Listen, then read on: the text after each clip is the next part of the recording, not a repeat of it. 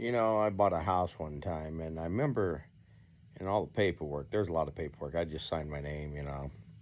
I just wanted the house. I didn't care. I could afford it. Just signed, make mortgage payments, da da da da. On my way, okay. I didn't want to fuss with reading 64 pages of fine print with a lawyer next to me to explain what everything meant, okay?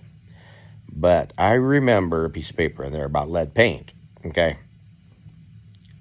I didn't read it, okay? I just remember the person, whoever was signing the paper was like, that's just saying that there could be lead paint in the house and it has not been tested or something similar to that, okay? I was like, not a big deal. I mean,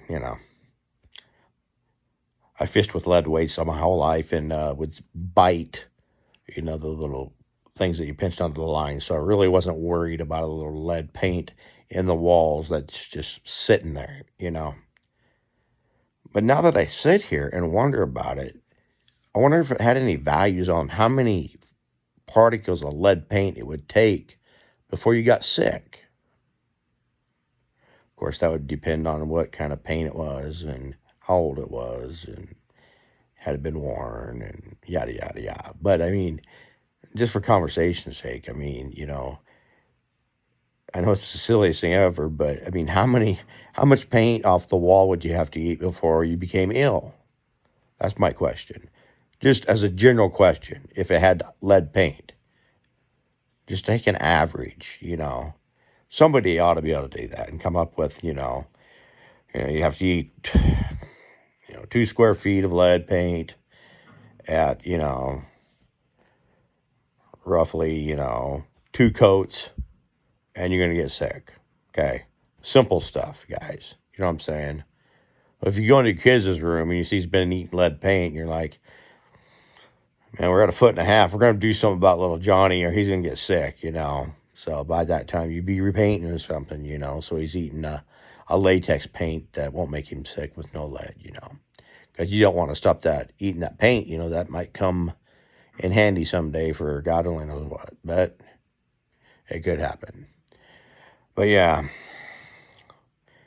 the things I think of, oh my gosh, at like 4 o'clock in the morning.